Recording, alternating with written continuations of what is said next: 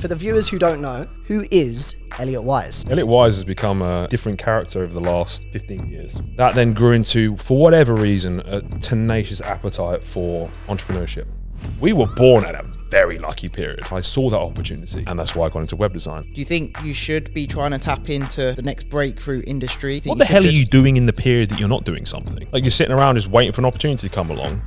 Luck is the ability to take advantage of opportunity. But opportunities don't arise if you're sat at home never doing anything. What's your thoughts on the university system? Is it a scam? Is it beneficial? How big an influence do you think Donald Trump getting into power? We've seen the likes of Elon Musk. He's fighting our corner as well, massively. It's been incredible for anyone that still believes in freedom of speech. Andrew Tate running for Prime Minister with the Bruv Party. Would you want people in Britain that say bruv electing the person that's ultimately going to have power over a lot of its decisions? How safe would you feel, bruv?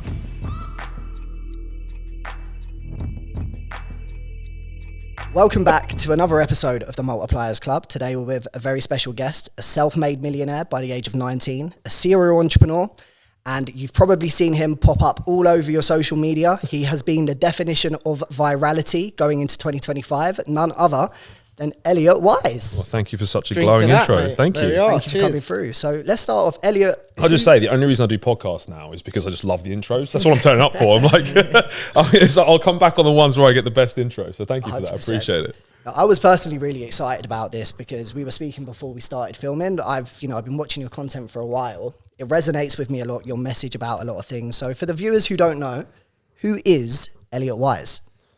Elliot Wise has become a different character over the last 15 years. Transitioned a lot. I was very much a working class boy with very supportive parents, southeast of England. Very normal upbringing. You know, I'm not someone that's come from some crazy backstory and had some like wild, adventure where you could justify why I do certain things now. It's actually kind of average, very average upbringing. That then grew into, for whatever reason, a tenacious appetite for entrepreneurship from a very young age. I had my first web design company at 13. I was hiring kids in my class. And I did the whole sweet thing, but I took it up a level. Like, for me, I've always got to do something more. I see kids selling sweets. I'm like, I was blessed to be born with the birth, really, of the internet. Our generation, I say our generation, older than you guys, just. Lukey's on your same page, mate. Yeah, he's sitting there nodding. He grew up with cassette tapes and floppy disks, and like some people watching me, what on earth is that? Walkmans. Yeah, exactly, mate. They had Windows 95, a dial-up internet. We had all the Hotmail and chat rooms and stuff back in the day. MSN. You had your mum shouting at you when you used to log on the internet because you were taking up the phone line. I came from that generation, which, by the way, I believe is probably the most opportunistic period to ever be born. Because I was at the forefront of technology. We were the first people to experience smartphones, the internet, artificial intelligence. We've had all the opportunities that none of our ancestors ever had. And to be honest, back in the day, if you had money and you came from money, we lived in an asset and capitalist or capital society where people made money from ultimately having capital and deploying capital. And if you're born into that, luckily, you're there. But to jump wealth classes, to actually make money overnight, as you see kids now making, 16-year-old kids making millions a year, that was never actually available or even an opportunity or anything that could even come to existence 15 years before now. We were born at a very lucky period, and I'm blessed with that, and I saw that opportunity, and that's why I got into web design. I was one of the first people ever to do, I imagine, web design, making like catalog websites at 13, 14 for kids, for other parents that I could get my hands on that had like a wholesale business or a lighting company, and I'd be like, oh, you need this thing called a website. What? Back then, Google wasn't even a big search engine. It was like Ask Jeeves. Shit, I remember that. Yeah, it wasn't. So Google wasn't even a player back then. And then I got into web design at a bigger level, and then e-commerce very early on. And that's what sparked at 16. I got messaged by a friend of my dad's, actually, who was a lighting sales rep, and basically said, look, I heard that your dad said through work. So my dad had a very small manufacturing company. He never really made any money, but he was in a slightly different world because he wasn't a corporate 9-to-5er. And somebody came by and said, well, look, for whatever reason, I don't remember the conversation they had, but they got chatting about the fact that I could make websites and he could source products. Okay, cool. Do you want to go into business selling them?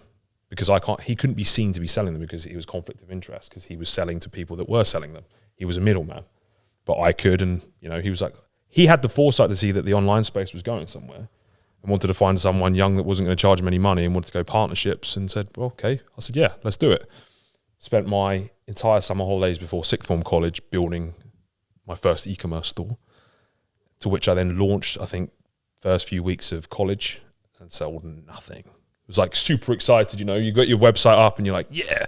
Spent my entire summer holidays, 7 days a week, 15, 16 hours a day, looking at magazines and catalogs and just typing everything in manually. It's not as probably like Shopify now. Oh, it's not like that, mate. And we had some old code, a code called Zencart, which is open source software, and it was really clunky, and you had to pay coders to come up with software, and it was just, there was no plugins or anything. It had to be coded. It was nuts. So I made my first website, didn't sell anything. I was like, why did I not sell anything? I was like, got to market it. So bought Google AdWords for dummies from PC World, and learned how to sell through keywords and bid on keywords, which was like, this was brand new back in the day. I don't even remember how I found it, but I think I might have gone to PC World and just looked at like marketing books. Just went off the shelf, and it was a yellow book. And then I just learned that for a couple of weeks. And I went on a holiday with my girlfriend at the time to Egypt, sat by the pool, made notes, came home, started AdWords. And it was so cheap. That must have been so cheap. Oh, mate, you could get sales for pennies back then, right? And being tapped into that, having the understanding, or even if it's kind of, like you say, you just decided to pick up one of the marketing books, but tapping into that at that stage is unbelievable. When you think how much advertising, and it's still cheap, it still works. That's how businesses are built online still today, isn't it? But this is what their whole business is on Facebook and Instagram meta ads. But the ROI would be crazy, right? Yeah, so I want to hammer home this point to everyone that's watching, and we're still at the infancy of the technologies that people are using, that everyone's saying. Social media is saturated, like digital marketing is saturated. We are the first people to ever even try it. This thing's just getting started. They're not even teaching it in schools yet. It's something you have to learn and go out and do on your own. There's no courses for it. They're just starting to probably put it into universities now, but very rudimentarily. It's very early on. Very early on. There's so much scope for innovation, for new technology. Artificial intelligence is just really coming into its own.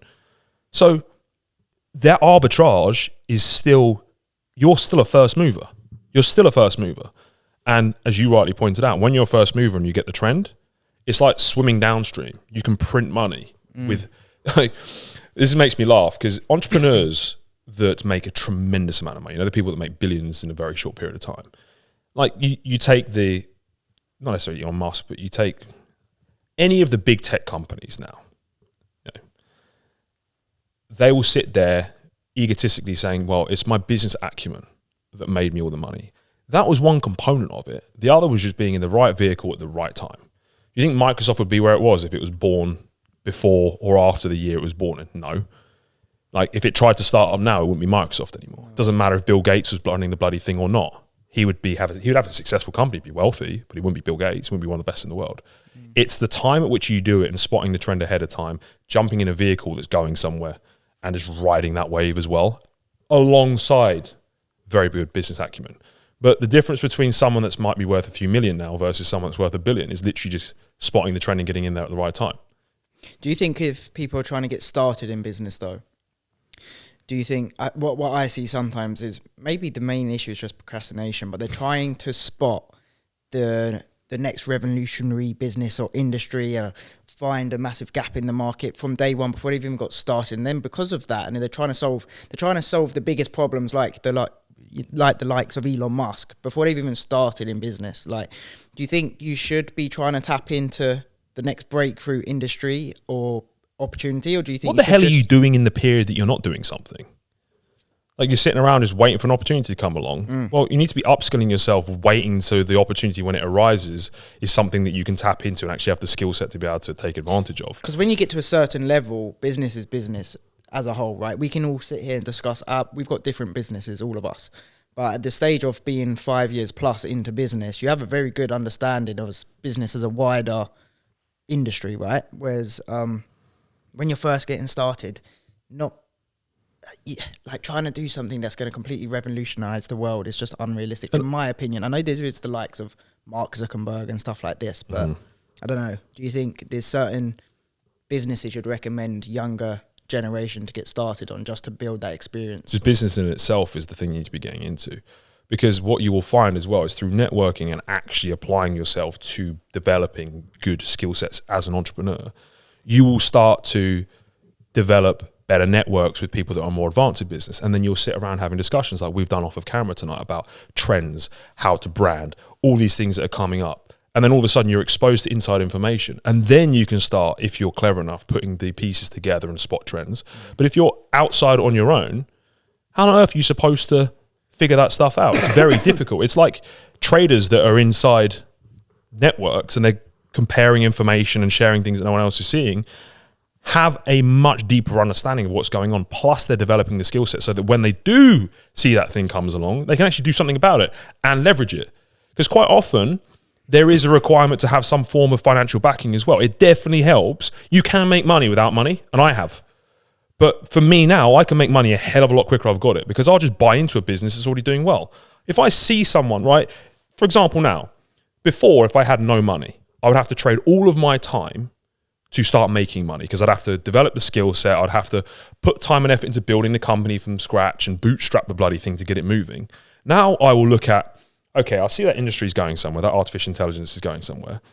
I will now just find a company that's already doing it in its infancy, that's already put some sweat equity into it, it's done it for a year or two. I'll offer them a 6-figure buyout, and then I'll just take it over.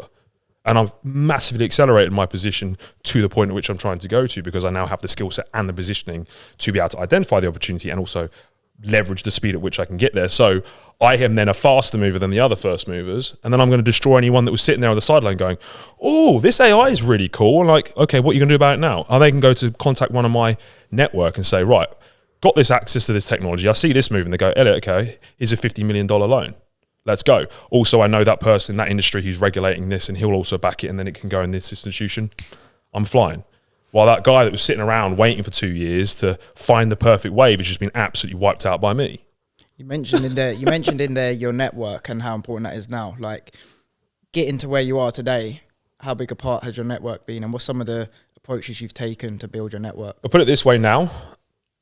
A non-negotiable of mine is networking, more so than actually acquiring new skills. I think at this point of my life and where I am in my journey, my network is more important than what I know. You ever heard that saying, it's not what you know, it's who you know? That is so true. But you still have to know something to start with, because no one wants to know you. Yeah. You don't have anything to trade back, right? So the biggest arbitrage you can have when it comes to actually building a network is having something of value to offer. I was in the marketing space from a very early age, so I was always able to barter marketing advice or help within sales and growth to anyone that I met, even if they were a multi-millionaire, billionaire. I mean, I didn't know any billionaires back in the day, but I could help very wealthy people for free with digital marketing, because most businesses didn't have it. And as a result, they gave me a seat at their table because I was valuable to them. Then once you suddenly start to progress, your network is everything. There is so much that goes on behind closed doors and the way that businesses work, that if I didn't know certain people and never access to certain information, I would be nowhere near where I am now. And we've kind of cut the story ahead of schedule, but I am now massively networking in Eastern Europe and specifically Bulgaria. And it's been the most insane growth as a person, and also more importantly, my development in my entrepreneurial journey, what I'm trying to achieve with my goals. So network is everything. And to answer your point about, strategies that you can implement, get off your fucking ass. Like, the trouble is now, we spoke about this off the podcast, it's like everyone's now trying to be remote, but remote is great for meeting people and becoming aware of people, but you've got to start meeting people in person. Like, luck is the ability to take advantage of opportunity. My favorite quote. But opportunities don't arise if you're sat at home never doing anything. For me, actually getting uncomfortable, going to meetings, going to a city, I do content in different places now with different people. I've got this content house for 3 weeks, and I'm going to use it as a network hub. I've got you guys down. I met you guys for the first time. I've now got 3 new contacts that are in a different space to me, that have a different network than me. And the great thing about networks is it's synergistic. So when I meet you and my network collides with you, I get access to your network too. It's like nodes. So if you need someone, I might know them. And it's like, yeah, me and you network, but then because I'm meeting you, my network benefits from the guys that I now meet on a daily basis. People start networking for you as well, right? Of course. So it's exponential. Literally, I had it yesterday. I screenshotted it to my sister and I sent it. It was like, I was outreaching. I thought, right, let me outreach to a few people I need to meet up with in like February, book some things for like raising investment and stuff. I'm messaging one, we're chatting, catching up. He's like, oh, I've had an investor pull out. He's like, I need someone's 20 mil liquid. And I'm like, all right, fuck. But I'm thinking, you know what? Let me try and sort this for him. So I've messaged out to a few people in my network, like, mate, do you know anyone that'd be potentially open to a conversation? And then like my WhatsApps was just 12 different, literally back to back, because I'm in multiple conversations, just 12 millionaires, successful millionaires, ranging from someone that's probably turning over nearly $1 billion, someone's doing, you know, done $250,000 in property, to people obviously not quite as far ahead, but still just super successful people, all far more successful than me at where they are in their journey at the moment. And I thought, this is just, it was just like I rarely like step back and look at it. And it was just one of those moments like, this is fucking awesome. Like 6, 7, 8 years ago when I first started in, well, am I now 26? I started at 19. When I first started in business 7 years ago, I remember first being on a plane going to France to do my first business. And I remember saying, oh, I just want to be able to, at some point, be flying around, driving around, meeting people, networking, and just doing business. I didn't know what it meant. I just wanted to do business. Mate, it's so true what they say, though. Excuse my voice. You can get rich just off your fucking network, off the 100%. People you know when you get to a certain echelon. Quick pause from the podcast to give a special shout out to one of our sponsors, the Rejuvenation Doctors. The Rejuvenation Doctors is a hair transplant clinic in the northwest of England, in Bury, owned by Dr. Jamie. Now, I can personally vouch for these guys, as I myself, around 2 weeks ago, had a hair transplant from Dr. Jamie. The service was amazing. It was very VIP. He looked after me. And boys, if your hairline's going back, if you're receding, if you've got that McDonald's hairline, don't wait until it's too late. Get it sorted today. Dr. Jamie's details will be in the description of the podcast. Make sure you mention that you heard about him through the Multipliers Club, and he will sort you out. Let's get back to the pod. So for the viewers listening, a lot of people are upcoming entrepreneurs. What would be like some things not to do? If you go to a networking event, how do you make a good impression versus what can they avoid to make a bad impression? Because we've all been to networking events and come across a guy who just seems like they're trying to get something from you at a networking Do the complete event. opposite. Anytime you go to a networking event or you go into any meeting, always think about what you can give to someone else without thinking about what they can give to you. And I promise you, when you deliver value to someone, they will openly give you value without you even asking. It's like the same old thing when people message me in Instagram all the time, like, oh, I'll work for you for free. Tell me what you want me to do. That's great, but I don't have the time to even tell you what that is. Give me value. Like, you tell me you want to edit videos for me, send me some. And do you know what? I'm going to be absolutely over the moon with that and be much more likely to give my time and value back to you, because I almost feel obligated to do that because you've actually gone out of your way to provide me something. And everyone is always out for themselves. And, you know, we are too. Let's be honest. Like, we're all human beings and we all want to better ourselves.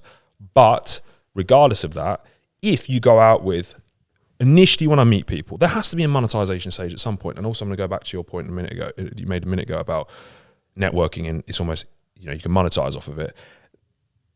You need to start with giving value and building the network. But there has to be a point in which you learn how to monetize off of that network. Because I had a very interesting meeting with a guy in Bulgaria recently who is probably the most connected person I've ever met. Comes from a lot of family connections, but from government to hotel owners to billionaires. And he said to me, Elliot, I know everybody, but he's like, I don't know how to make money from it. Please help me, because I cannot see the opportunity in all of these people. Because he didn't have a vehicle himself that he could actually plug these people into. Now, had he had a vehicle, those people would have come in very handy, because he'd get regulations, he'd get financing, he would have people that would probably buy his product or service or suggestions to those people, but he had nothing. So what was your advice to... So my advice would be, have something that you're trying to grow and figure out what that is. So he had already he was building an e-commerce business of it was pet food or something. I said, even if it doesn't become something, At least then you know how to apply these people to that, and they can give you value within that, and you can ask for an exchange. But if you've got nothing to build and you've got no value to give, then it doesn't matter how good your network is, there's nothing you can apply it to. Just staying on that for a moment, right? So how can a man, or even a woman, if they're listening as well, I do believe we have some women listeners, how can somebody build themselves up to a position of value? Like, how do you become a valuable man in 2025? The problem being, I see at the moment, is that so many people try to sell themselves and sell something without actually having no value. Go and work on yourself for a bit. Like, get a skill. The marketplace will deem your wage relevant to the supply and demand for your skill. Now, if you just go back to simple economics, supply and demand for labor. If you are someone that is a laborer and you can pick up a brick and you can put it down, no disrespect to them, you can get anyone that can do that has a half-fit body. So the supply of that labor is enormous. And the demand for that labour will only be a certain level, right? That's my toughest hire is the bloody labour. It is, okay. Pretty bad example, right? I'm joking, no, go on. But it is, right? So anyone in essence can do it. Yeah. Right? Now, you take like a heart surgeon, there's one in the world that can do a specific heart surgery, and you are someone with that heart condition and you're going to die without it, what aren't you going to pay? Because the supply is so low, the price will be infinitely high. And in essence, if you are someone in society and you develop no value to give back to society because you've never worked on yourself, you've never become someone of value, then you're useless. The problem is now we have an academic system that puts you through a schooling period, which is the vast majority of your start of life, that actually, outside of the STEM subjects, gives you zero value to society. All you are is a signal to someone that you are actually consistent enough and are able to listen to instructions, and now I'm going to need to train you on a skill that can actually be applied to the workforce. You are almost worthless to the workforce when you come out of academia. No matter what degrees you've got. And I said that the caveat to that is stem cells. Like, for example, if you're medicine, if you're an engineer, you're a lawyer, you have to do those things and they're applicable to the job. But 99.999% of people that go through academia from 0 to 18 or 21 or even longer have zero value to the workplace. And as a result, they come out with this inflated expectation of what they should be given. One, fueled by the fact that there's social media and there's all these people that seemingly have more than them. And secondly, they feel and have been told incorrectly by society that they should have value. But if you are not getting people wanting what you've got, then go and work on yourself until you have something that you want. Same way as if you're like fat, out of shape guy, you can't expect 10 out of 10s to like you, right? You got to go to the gym and work on the physique. That takes a bit of time. And everyone understands that principle. It's okay, well, if I'm not good looking, I'm out of shape, I smell bad, my hair's a mess, yeah, I'll go away and do some work on myself. I'll hit the gym for 6 months, I'll get on a diet, sort my hair out, come back, I might be able to increase my value to that placement and actually attract a higher caliber of women. Same way with a skill set in society. No different. Everyone now just expects to be able to sell something without nothing to offer. It's madness. And I think a big part of that is fueled by social media. You touched on university a minute ago. Okay. We hired somebody with a uni degree in marketing for our marketing company. Mm-hmm. They didn't teach anything to do with social media. Zero social media experience in the curriculum. So what's your thoughts on the university system? Is it a scam? Is it beneficial? Well, the biggest asset on the American balance sheet is academic loans. Really? Debt. So the American government is owed more money from its students from educational debt than any other thing on their balance sheet. It's a money-making thing. Now, I always predicate my decisions on whether something is good or bad after I follow the money. So if you look at any pharmaceutical ploys, if you look at any like conspiracy theories or predictions or hypotheses on certain things, I'll just follow the money. 99 times out of 100, it'll tell you all the truth. And from what I can see, the academic system is purely a way of, one, making money, and secondly, getting people to think a certain way and staying fearful of the system. And also, think about it.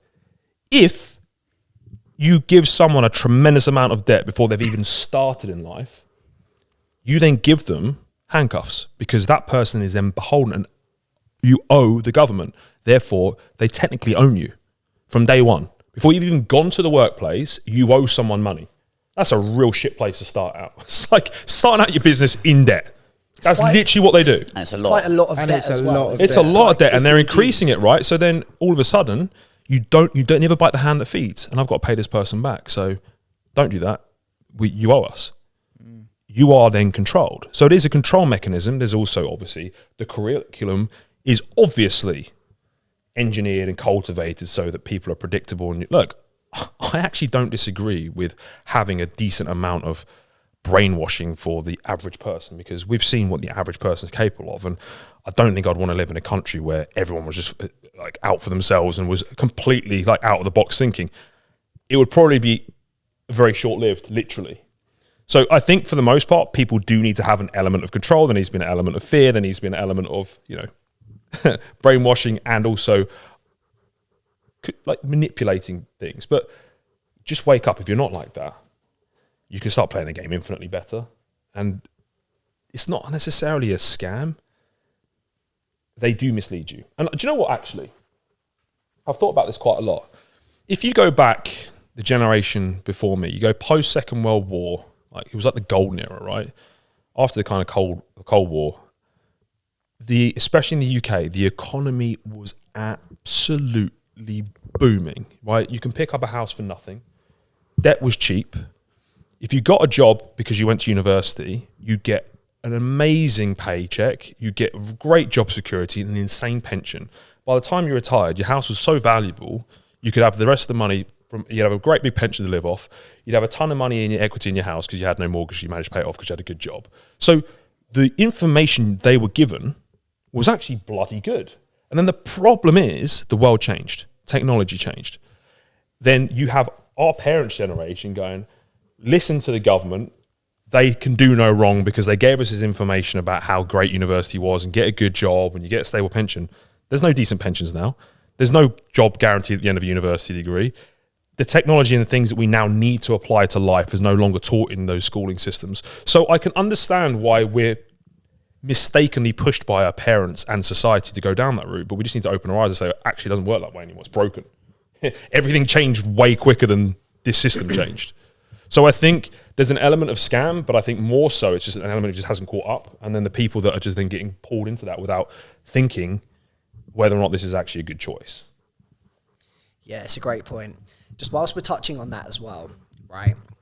People come out of university, 50K plus, maybe even some cases more in debt, to go into a job market where realistically they're still extremely underpaid, taking into consideration how expensive the UK is to even just survive, let alone thrive in 2025. What's your opinion on the UK? Are we royally fucked or can we turn it around? We're definitely not past the point of no return. And I'm a wholehearted believer of we can run away. The obvious choice to everything, right? As soon as you get a bit of friction, a bit of shit, everyone's like, I'm going to run away. But that's cowardice. Like, we had our ancestors that fought for the freedom of this country. We literally had our ancestors die to defend this country, to expand our empire. At one point, we had one of the most powerful empires on the planet. We had some tiny little island. We conquered most of the world, right? It is crazy when you think about it. Some of the smartest motherfuckers stem from Britain. And we now have this perception globally where this tiny little island has so much power.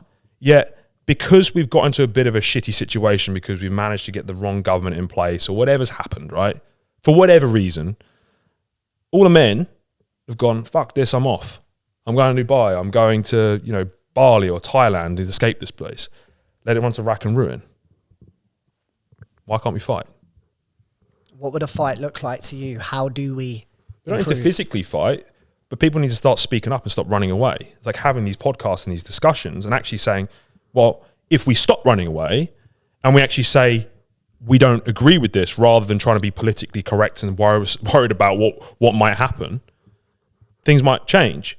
But we can't just talk about it either. Like, protests are great and talking about it online is great. We need to actually start taking action.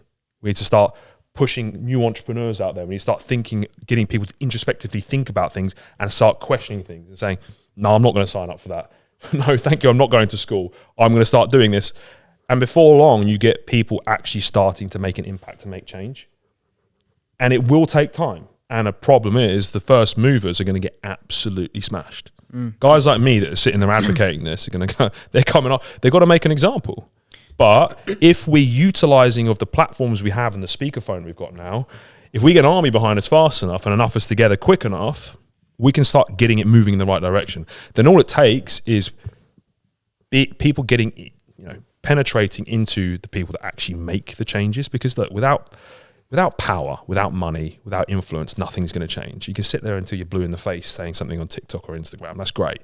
But we got to get people in the institution. I completely agree. I mean, I'm similar to you. I love this country. I don't want to move to Dubai. I'm a business owner. We do quite well. And I want to stay where my family is, where my friends are.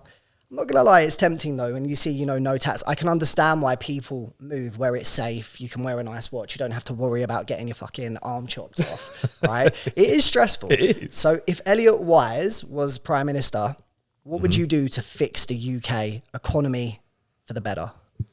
First and foremost, we do need to change the academic system.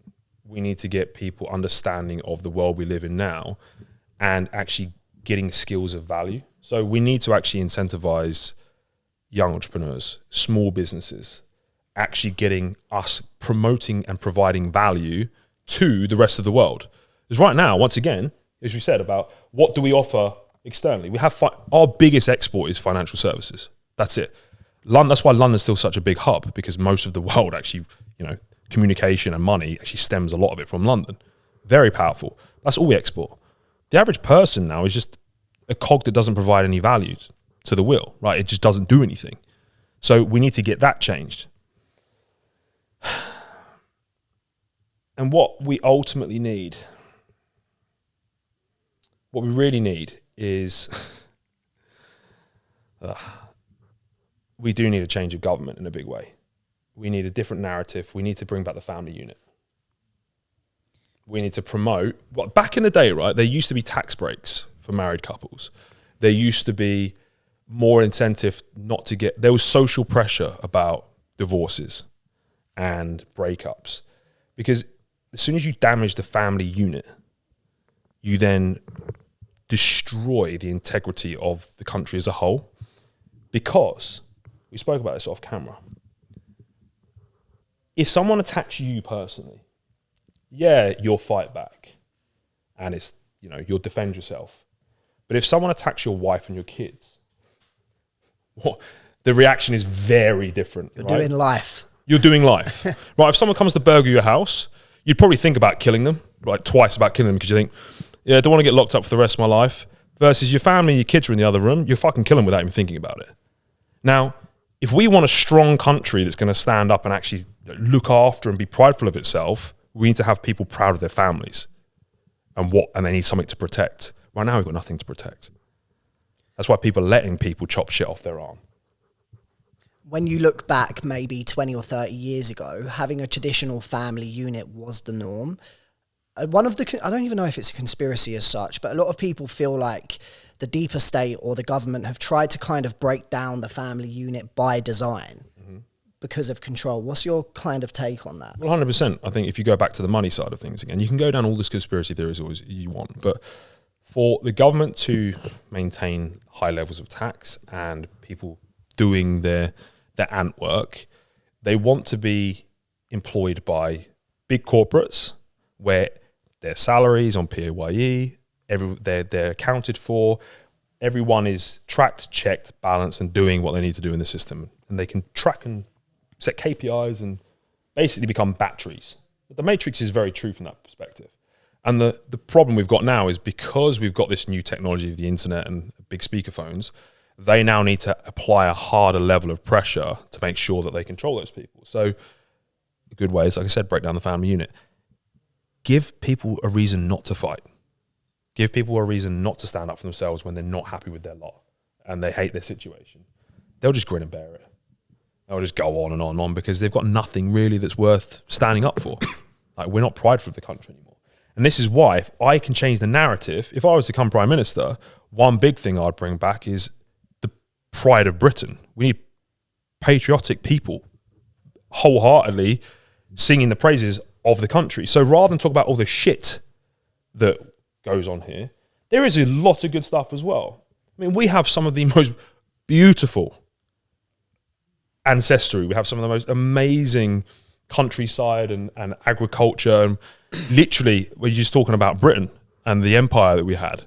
Some of the smartest guys on the planet went out and fought and literally dominated the entire world. And yes, obviously that comes with collateral, which I don't condone, but we are an amazing country, incredible people. And even still, when we're good, we're good. Like, that's why I always say, when you're with just a good bunch of British people, there is nothing better. There's no one else around the world I meet that I think that's like us.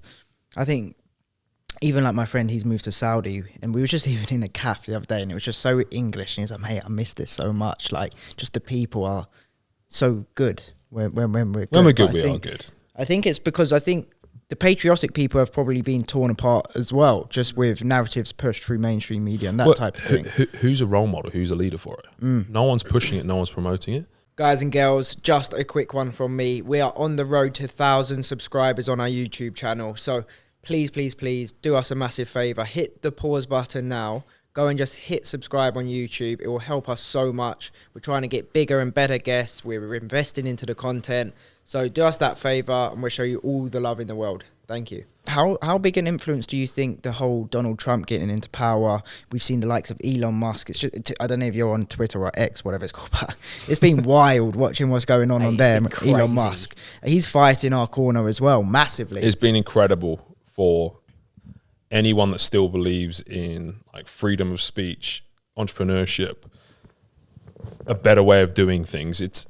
What it does is it sparks conversation. It starts getting people to think about alternatives, and that it's not always the narrative that we're being sold that actually has to be reality. And that's incredible. That's exciting. But we've got to ride that momentum. We've got to push that wave to get more people driving it forward, because it can die out. I mean, I think there's something now for us to, they've kind of led by example. So like you were saying earlier, people with podcasts and this type of media, that's how, there's an argument to say that's why Donald Trump won. He went on all those podcasts, went on the likes of Joe Rogan, the 100%. Big voices of America like Joe Rogan. I mean, he's one of the biggest in the world now. Actually ended up giving him a voice and listening out for 3 hours about anything he had to say, to be honest. Incredible podcast, by the way, if you watched it. It was a really good podcast. Do you know what, Joe, you're absolutely right. I feel like Donald won the election because he saw the opportunity of social media, right? And I feel like there's a shift happening right now. Would you agree? Like, people don't trust the MSN, the mainstream media at all anymore. Like, a lot of people, I was chatting to a 55-year-old in the sauna the other day, right? They grew up without the internet. He doesn't believe a word the media say. He gets his information from podcasts, from YouTube. So I do feel like there is a massive shift going on at the moment. I feel like a problem is, though, people that are patriotic, going back to your point a second ago, they're kind of branded by the left as far right, just because they love their country. Yeah, it makes so you think how of can those we people, start right? to change that narrative? Because even if you talk about the grooming gang scandal, the Prime Minister who runs our country said they're far right. And that's massively disrespectful to people who just don't want their kids to be fucking raped, you know? But literally, when you're talking about patriotic, though, I'm literally thinking of those people that are at the EDL. Holiday Inn or whatever, trying to Tommy Robinson. set on fire. That's kind of what I think of, and it's just like that's not patriotic. That's people that are just destructive. It's how That's what people designed think, to isn't look. it? Like, It is, Of course because it they've is. done a very good job of marketing what they want to market and associating people with certain situations, which is actually false and incorrect. Like I said, you don't need to have a physical fight. It doesn't need to be like mindless violence and people that actually don't have a brain cell to rub together. You probably ask them what patriotism means, they wouldn't even know what it meant. Like, they would have no clue. That's the kind of people that are doing that. And clever media will put them in limelight, put them in focus to paint that picture. However, if you take Psychology 101, what's the best way to make someone like you? Say nice things about them, right? If you're someone that has power and influence and you're a leader, and what you do is you talk about all the nice things that the country has to offer, it's very hard to fight against that. Trouble is, you try and go up against them with fists. They've got bigger fists. They've got deeper pockets and they control more media than you. But it's very hard to fight someone that is talking from a positive place, right? That is, you got to fight the game differently. There's a better way of doing it. And like, don't go at them with the same, don't go fight with fire, spray it with water. Like, you can do it a different way. And I think we just need to reignite and remind people of our history, because they've also done that as well. Why do you think they don't teach history in school anymore? They don't want to remind us about how powerful we were and how awesome we were, because we might actually become quite prideful of what we have. And we might not be those people that just want to bend over. So you I have guess quite... my kind of question with that is, though, if the UK design the education system, why would they not want us to know how great we were or are? Like, what's the reason behind it? I can't work it out. Because the elites want to control everything. So we were a workforce, once again, to go and establish an empire for very few at the top to reap the rewards from. That empire was built, the rewards were reaped, and now they're in a position of immense power. The elites in the UK pretty much run the country. Like, there's deep money, there's deep wealth. There's a reason London is still the place it is, even though the UK is how it is at the moment, because that power has been established. Now, once they've got power, what do they not want to do? Lose it. Yeah. So why would they want a strong populace of an army? Because no more fights. They're not going to go out and send people out to war anymore. You just need a population that you can control so you can maintain that power and move them around, because now they don't fight wars the same way anymore. It's information now. It's like technical arbitrage. It's all changed. So they don't want physical men. They don't want people fighting and remembering of what we once were. Bring that fucking back. Push history. 100% agree. So you mentioned it's really interesting perspective about talking about the positive side of the UK. Does it worry you? Because Elon Musk highlighted this on a Joe Rogan podcast recently. It pissed me off, actually. That people go into jail for writing a tweet in the UK. So do you feel like the censorship is progressively... I mean, how do you fight censorship? Trouble is, sometimes when you try and fight something, you bring more awareness to it and you can actually have the counter effect. It was actually not a smart move of him, because he's actually bashed the UK quite a bit recently. And the problem with that is once again, 101, how do you make someone like you? Say nice things about them. The polar opposite is true when you say nasty things about it. And all you're doing is then creating this forever fueled hatred for the system and people. He's doing that from a perspective of, I think he wants to step in and try and become involved in it. To be honest, I'm not sure if it's coming from an ego play now. I imagine the guy feels like God. I mean, he would do, right? Yeah. I don't know. This is the worrying part about someone with that much power and that much following. It's like, when does it become, I'm doing it for the people, and now I'm just doing it because this is fucking awesome. Yeah, and like, I can't do any wrong. If he got involved with England and he's already involved with America, like, what? Did you see him at the Trump elections? The guy was like a fucking kid on candy. He was like, yeah! Like, I mean, great entertainment. Like, this guy's probably arguably one of the most powerful people on the planet right now. Like, where does the line twist and say, oh, he's actually gone loopy now? Like, who is checking him? Because no one's really questioning that guy. Like, is he just a complete psychopath? Like, was he good and like, oh my God, this power is now absolutely insane? Because he is definitely calculated what he's doing. It definitely wants to. The guy is arguably like an AI, like genuinely. Yeah. And also, if you were an AI, think about it.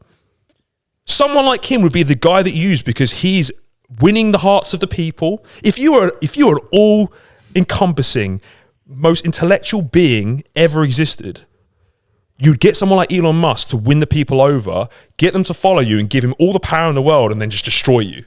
There's an argument for that. Yeah, I mean, Luke Bellman. I mean, let's be honest, right? Luke Bellman's got now you think about it. He's created the, what's it called? He's the brain people's champion. Thing. He's probably already got it. He's probably got access to full internet in real time in his brain. Do you know what Dana White said? It's like Skynet. Dana White said that Elon knew who won the presidential election 3 hours before it was announced, because he created an AI technology that counted the votes or something. So apparently 3 hours before the election, it's like, right, I'm going home. Trump won. Yeah, the guy, I think he made all his money from Tesla. The guy's just bidding on stuff. He's like the biggest bookie winner ever. Yeah. So you've got a lot of opinions, and I'd say good opinions on politics. Would you ever get into politics yourself? Do you know what? If you'd asked me that question a year ago, I said absolutely not. But back to my original statement of some people need to fight, and I believe now that we have something worth fighting for. And you asked me the question earlier, are we past the point of no return? We're close. And if it means that someone like myself, whose message is actually being received pretty well, can get a platform and actually integrate myself in there, I'll give it a go. you know, even if I fall flat on my ass, I'll be happy that I tried, because sitting around watching it just crumble would be absolutely mortifying. Would you create your own party or would you join Reform? Do you know what? I haven't even thought about it that far. I like the idea of starting my own party, but I'll be totally honest with you, at this point, the complexities of that and how that will work, I don't know. Because look, I'm not naive. To play the game, you have to have assistance from particular people and you have to have support. So you have to, although you want to change the game, you have to also be sympathetic to the rules that exist. So whatever way that works, in order to better serve the message, I'll most likely do. But the nuances of it yet aren't clear. But never say never, and I would start to argue that I'm more likely than ever to get into politics because people are asking me more and more. Would there be a time frame on it? I personally don't think I am right yet. I think I need to establish more as a man, as a gentleman, as a father, and actually get a better grounding of what our populace needs. So I would say at this point, I wouldn't be the right person because I'm not mature enough yet. But I would say if the next 5 to 10 years, absolutely. One thing's for sure. You've got our vote, mate. Thank you. Whilst we're on politics, right? Andrew Tate running for Prime Minister with the Bruv Party. What are your thoughts on that? What does it stand for? Don't know, but the acronym BRUV. I think he said it because British people say bruv, so he's calling it the Bruv Party. What British people say, bruv? This is the question I'd like to ask. Would you want the people in Britain that say bruv electing the person that's ultimately going to have power over a lot of its decisions? How safe would you feel, bruv? I know. Fabulous. This is really exciting. I think we're going to have tremendous economic policies here. Yeah. I know. Is it serious he's Like, doing this? like, or is it like a joke kind of Twitter? genuinely Well, the looks like problem he's is going- jokes can turn into serious. Look at things. Dogecoin if you're involved with crypto. That was one of the biggest cryptos that started as a joke. Well, do you know what? What never ceases to amaze me is the lack of foresight for some human beings. As much as, like I said, I'd love to promote the British people, there is a fair amount of them that just good people, but would you want them making decisions about who would be running the country? Whew. Okay, let me ask you this. So people say that a democracy is always the best thing. I'm not going to come out and act like a fascist dictator, but Andrew Tate has a big pull. He could arguably recruit a lot of the younger generation. Trouble is, it would be 5 to 8 year old males. But he could arguably, like, oh, they're outside, they're too young for the voting age. Oh, shame. Anyway, he could arguably get a big following and potentially get his foot in the door. However, just because there is a democracy and a general populace of people voting for something, and most people would argue that's better than one person. Now, let's say, God forbid, you were having a heart attack in a pub, okay? And there is 200 people in the pub. It just happens to be New Year's Eve and it's packed.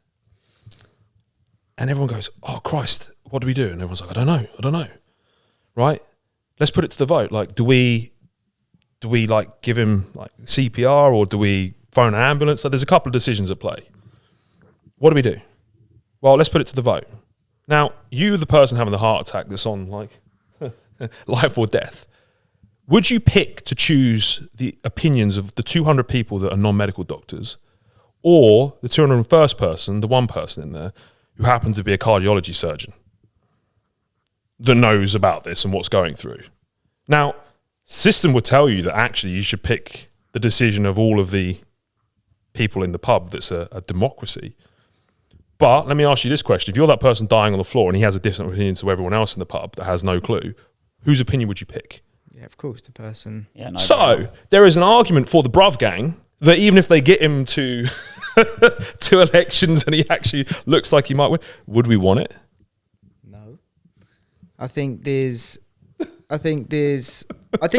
Comical. It is. I mean, the only thing that I think that could potentially be positive with it, and there was a YouTuber that done it for London Mayor several years ago as a joke, not a controversial person, Nico. I don't know, he loves YouTube. And I think there's an element that if someone out of the ordinary, out of your Labour, out of your Conservative runs or does something and shows they got somewhere close, they got a foot in the door, they got third, they got fourth, whatever it is, they made a statement.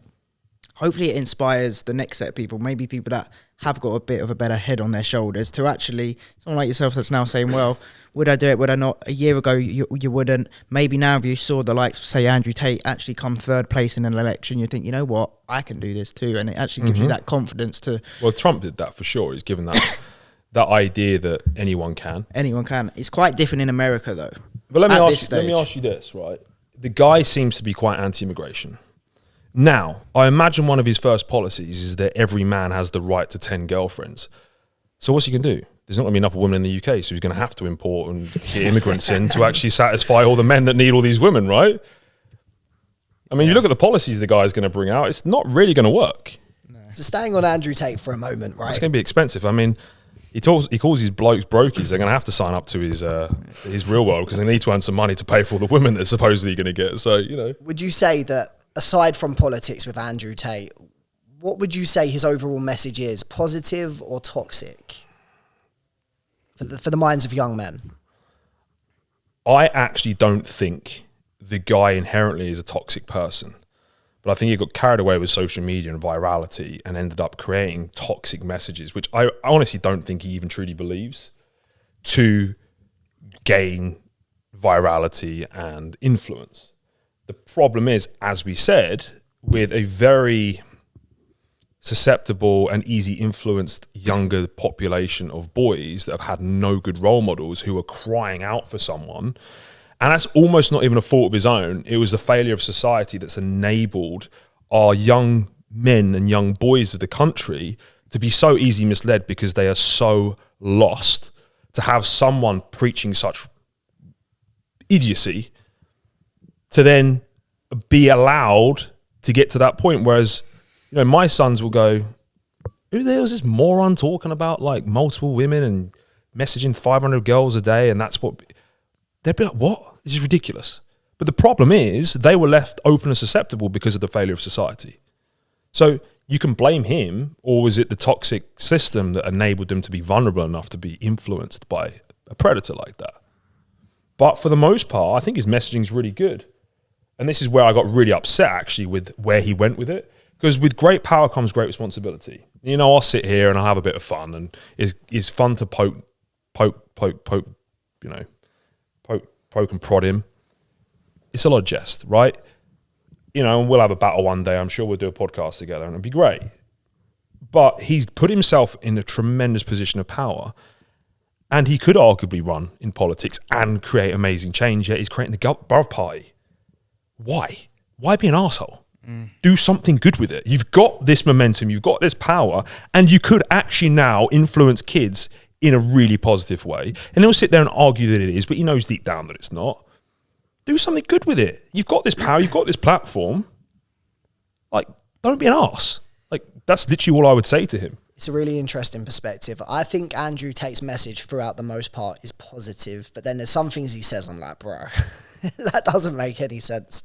So a topic I've heard you speak about, and I really actually value your opinion on this, is relationships, the family unit, more so thinking about a husband and wife role. Explain the differences between your outlook and Tate's. Well, let me ask you I'll flip it around. So what do you think his outlook is on women? It's similar to what you said. I feel like he says a lot of stuff because he's an excellent marketer and he wants virality. But I mean, his outlook generally on women is multiple women because they all kind of serve the same purpose, is what his message generally tends to be. So for me, I deploy a lot of empathy for the guy because, you know, if you psychoanalyze anyone and their behavior, we can normally find the underlying root cause of why they act in a certain way. So for the most men, they will have as many women as they can at school, you know, sleep with as many women as they can, and brag about the number to their mates. Not because it fulfilled them, it's because they had an insecurity and they were trying to level up in the hierarchy of their social circle. So for me, anyone that is condoning, especially later on in life, this escapade of multiple women and doing whatever you want, almost completely at the expense of whoever you trample over from a female perspective, is someone that's still trying to brag about it to satisfy a hole and a void that obviously never got satisfied from a young age. And I have a completely different opinion and perspective on women, in that he talks about like it giving him power that he's able to do that with women. But I also have come to realize that one powerful woman in your life will excel you tremendously further ahead than multiple. And if you actually look at, I think the Forbes 100 richest men on the planet had kids before they were 26, and most of them were in solid relationships. Married. Really? It was like Shit, I need 60 to or have a kid 70%. Yeah, 26. Yeah. Because once again, your drive and your motivation will always come from wanting more and pain, right? And having to do things. And when you're young, it's really easy to fight for a better life. But when the world has been trampling you down and you've been grafting your fucking arse off year after year, not seeing the results that you want, not being the person that you particularly want to be, and not arriving at a destination that you thought you probably would, and you're 5 years further ahead than you thought you'd do it at, it's easy to not keep pushing. But if you have a wife and a family that you're accountable to, that are looking up to you for support, that you have to fight for and feed and want to make proud, I mean, you're going to push harder. Oh, you're going to push harder. And the problem is, until you've had it, you won't know just how powerful it is. And this is why I deploy empathy. He can't have ever had anyone that he truly loved and loved him back. Because I know for a fact, if you've had it, you know how powerful that is. What age did you have your first child? I was 27, nearly 28.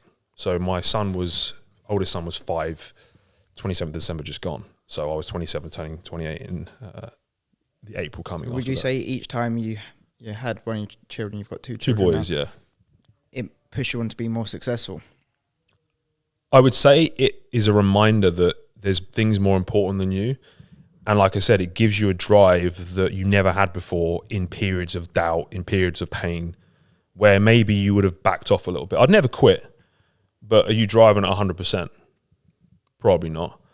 But when they're looking up to you and you're having an off day and they're watching everything you do, they're copying everything you do, and they're relying on you for that support, for that stability, you're going to turn the fuck up. Do you think, though, is that your personal attitude, and I guess more alpha male? Do you think there's quite a lot of men that perhaps spend they have that child and they actually want to go the other way and think, actually, I need to slow down, spend more time at home, spend time with my children. Maybe I grew up where, your dad often is the one that's out working, doing the long hours. So I know it certainly was like that for me.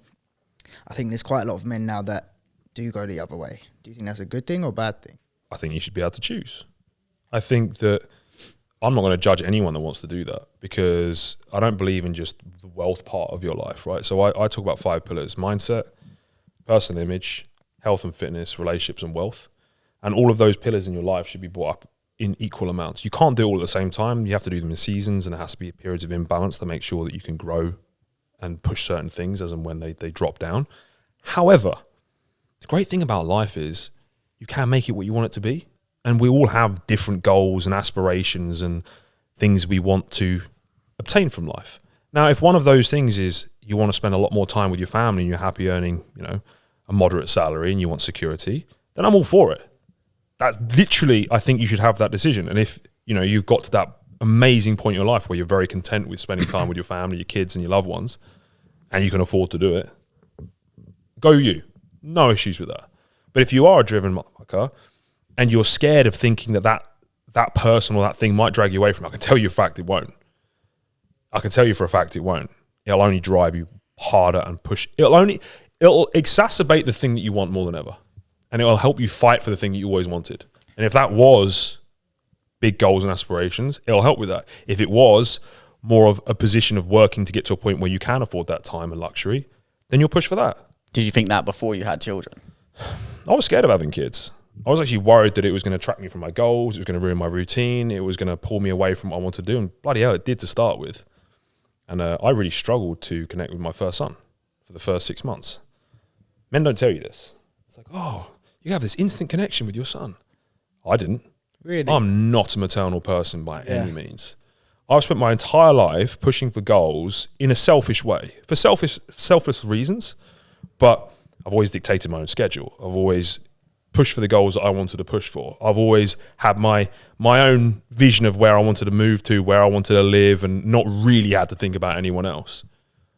Motherfucker, you get a reality check when a kid comes along, because that all stops. Your schedule revolves around them. You've now got someone that's more important in your life than you are. You then have to step up as a father role and as a supporter for your wife and be a true gentleman. And I was like, it molded me. It completely changed me. And to start with, I had a visceral reaction. That's interesting. I really struggled. I was like, I had this expectation of instant love and care and support. And I was like, this thing cries, it poops, it throws up. It doesn't want daddy, it wants mummy. And when I pick it up, he just cries even more. So for me, my instant reaction was, I'm just going to go back to work because this is the only place I'm really useful. And I distanced myself from the family unit. And actually, it created a wedge. I found it really difficult. But over time, Morgan started to become more human in a way.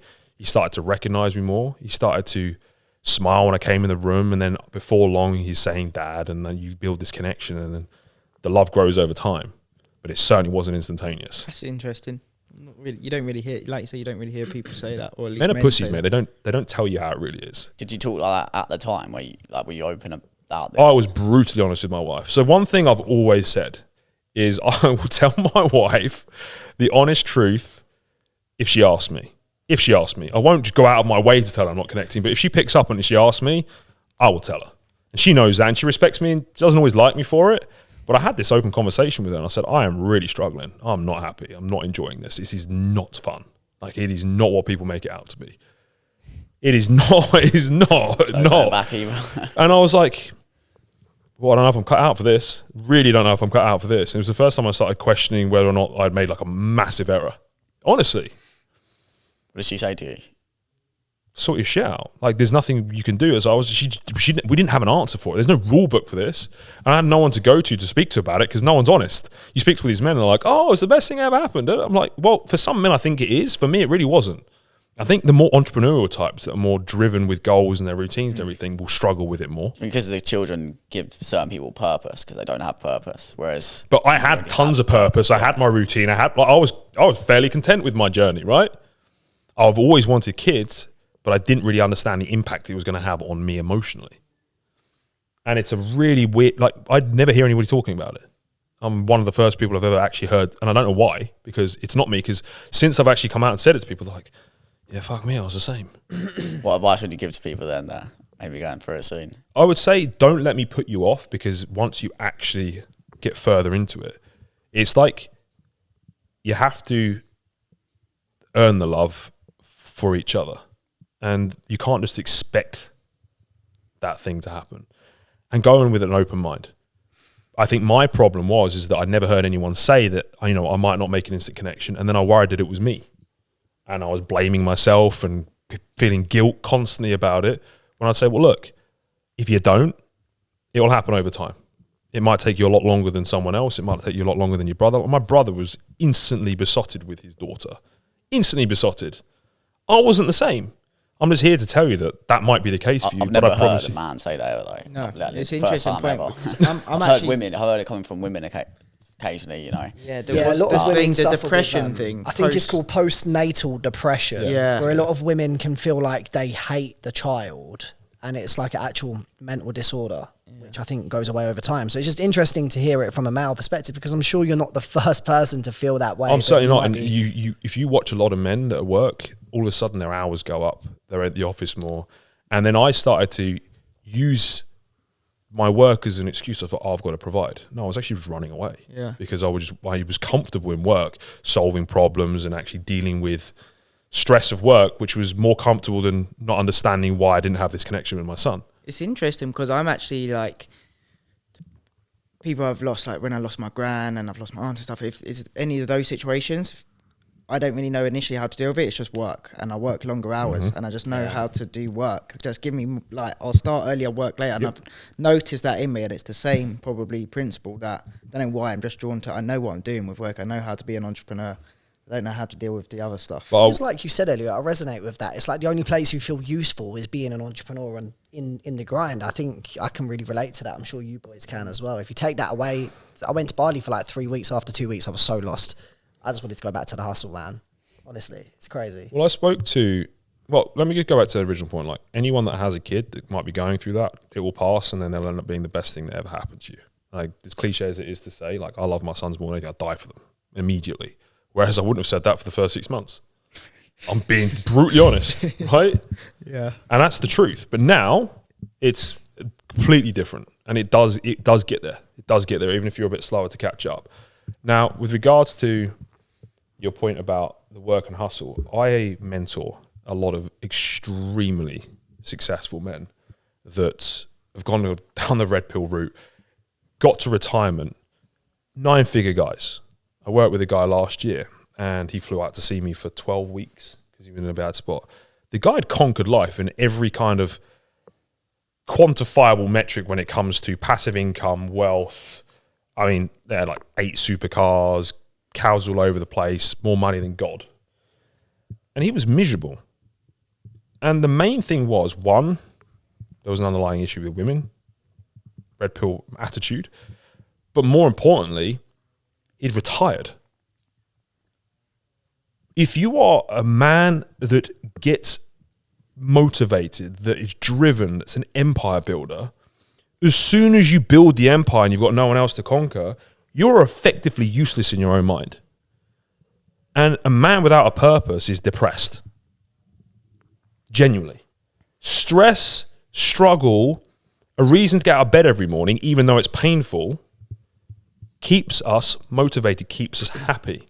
And it's the definition of happiness that people get so wrong. Just because you're in pain and you're going through, you might be suffering a bit, doesn't necessarily mean you're not happy. It's a journey.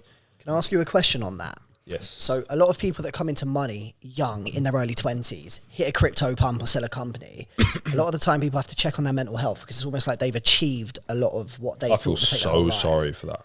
So you made your first millions at a really young age, right? What was your relationship like with money then? I made my first million at 19 on paper, but I was 6 years in the making. There was nothing quick about me making it. I did it young, but I started even younger. So I grafted my ass off. I had 2 businesses by the time I had that happen. And I started very, very young. Like I said, I was at school. I had a friend called Jamie and told him to start learning graphic design.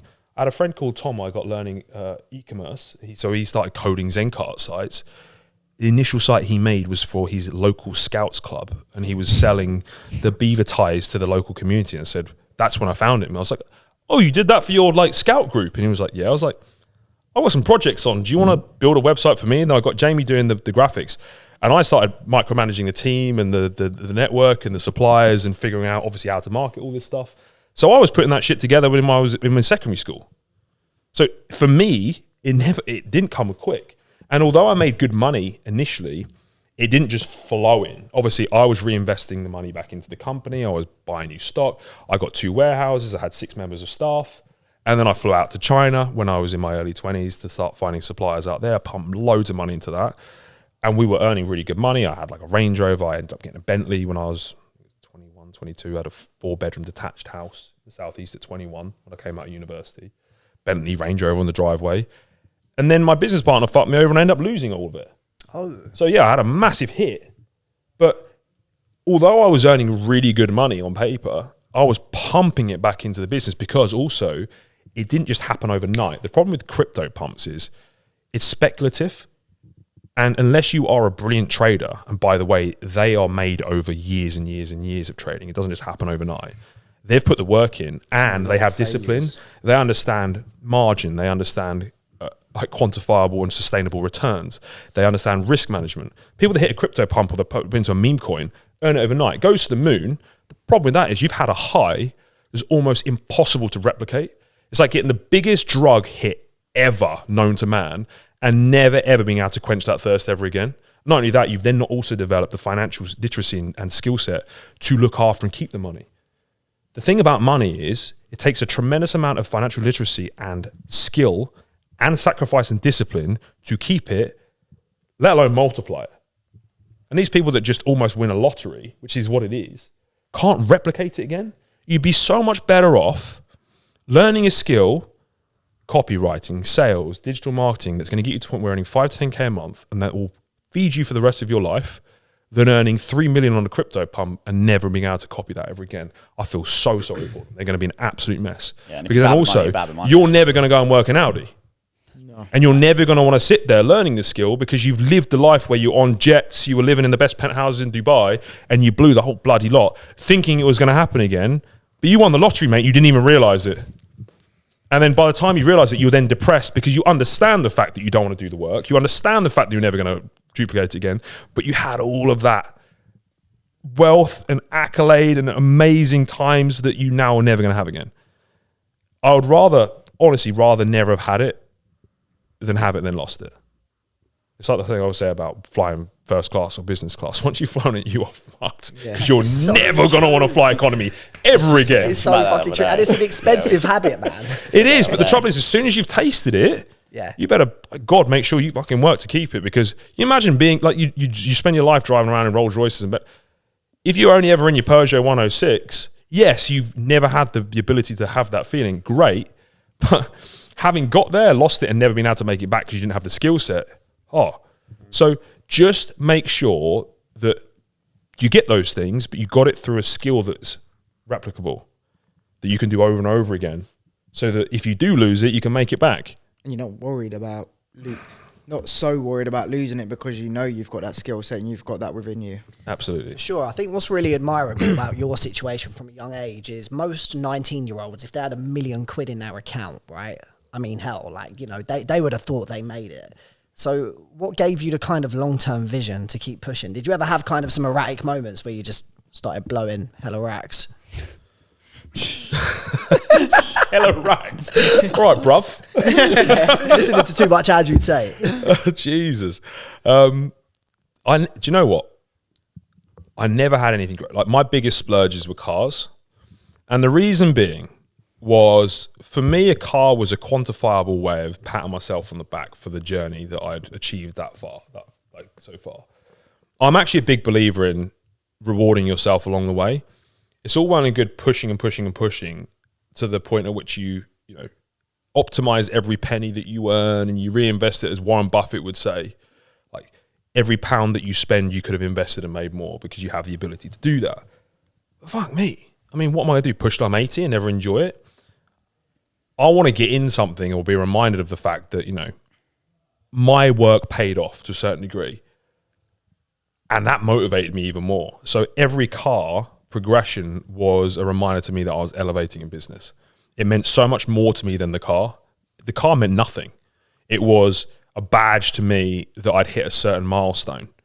And I always bought a car when I hit a certain goal. And it was my payoff for that. Yeah, I lost money on them, and I've lost a lot of money on cars. I've also made money on cars, but if I was to net it out, it's not a good investment. It is now from a social media perspective. It definitely pays for itself. But up until now, it's a huge waste. But I'll blow hella rags on a car. Use your terminology. Outside of that, no. Because the thing is, you as a true entrepreneur, when you know you have that ability to make £1 into 10, you're going to keep putting it in the cash machine. And as a result, you then learn to respect it, and also you become addicted to that, which is also dangerous, by the way. Is you need to be around people that, if you are an extreme investor, an extreme person that will always optimize for that, be around people that also pull you back and actually make you enjoy life. Because it's all well and good having a supercar when you're 60, but it doesn't taste the same as when you're in your 20s. Did you ever feel like in your entrepreneurial pursuit that you kind of lost focus of other areas of your life? So, for example, I've kind of experienced this before when I got so engrossed in work over like a 6-month period, and then I'd go on holiday with my missus. I'll never forget it. I went to Iceland, beautiful place, waterfalls, everything. And then I couldn't even really remember what I was outside of business. It was kind of like a discovery phase for me. And it put me in like, I wouldn't say a depressed mindset, but just kind of like a, who am I? Because I'm definitely not the guy who was partying every single weekend 5 years ago anymore. Did you ever kind of feel like you were starting to lose yourself a little bit? Through my 20s, mate, I absolutely went down what I class as like the red pill lifestyle, which was hell-bent wealth creation at the expense of everything else. And then you lose your health, you lose perspective on who you are, what you wanted from life, and why you got into this thing.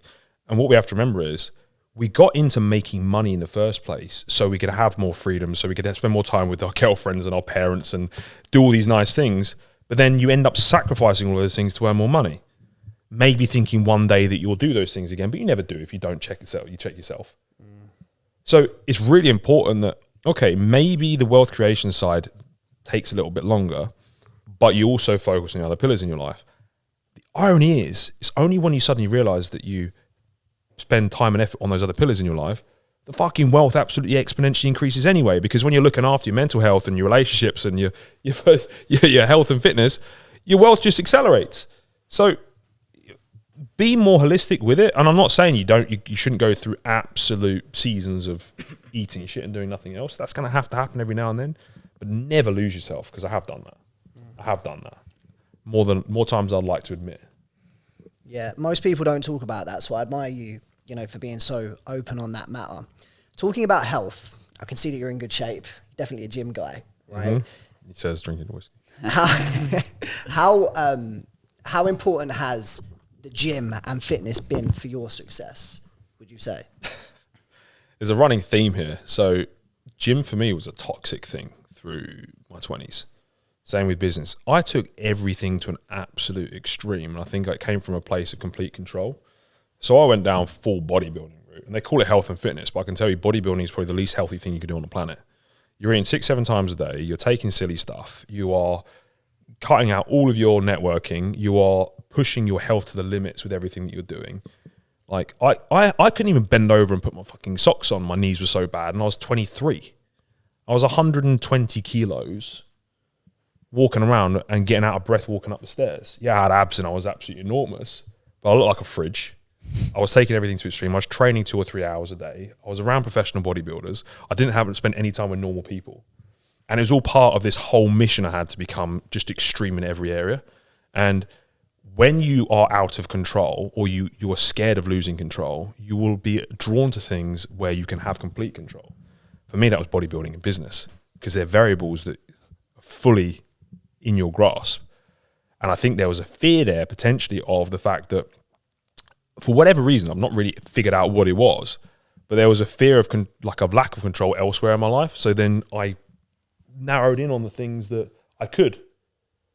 And it's not until you conquer those things in your life. I had probably insecurities about who I was as a person, or what I wanted out of life, and what I thought I needed to do to become a person that was respected by others. And I thought that was money, and that was the way you looked. Well, those are fucking important.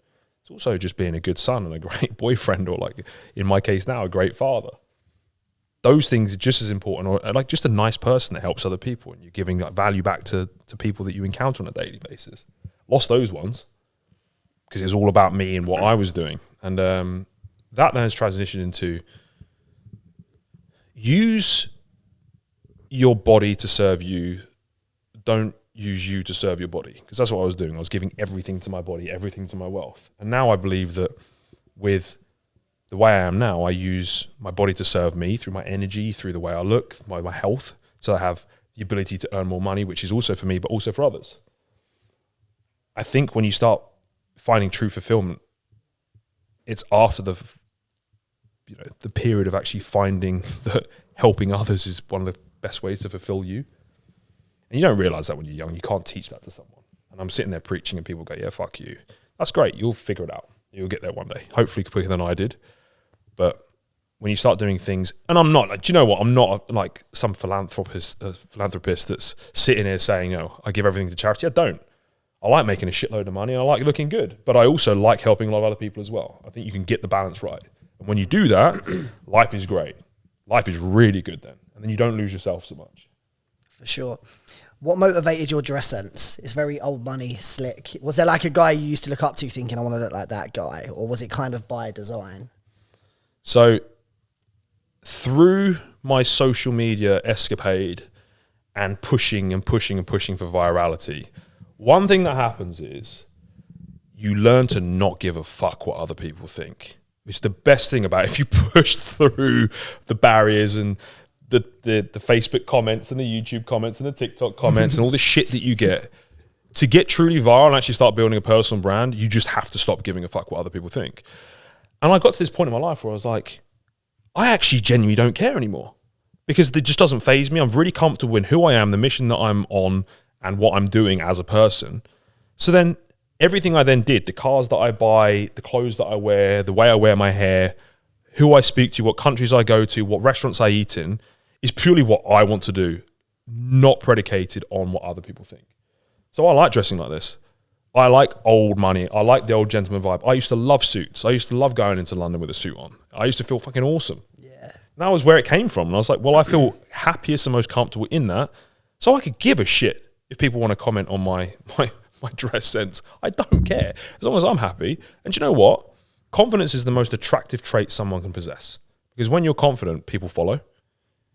And you can be off the wall and people are like... Because you own it, right? You own it. Yeah. You know, I don't think there's a single better feeling in the world. I remember my first ever sales job, right?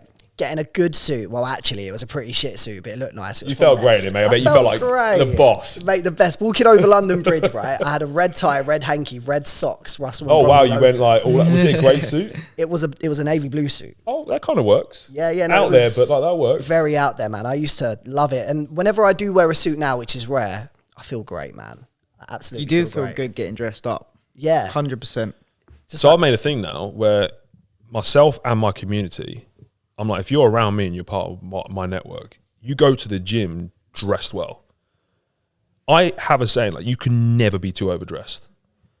Ever be too overdressed. You can be underdressed, but I genuinely don't feel uncomfortable being overdressed in a situation. If people are sitting there in a tracksuit bottom and I'm in a three-piece suit, I feel good.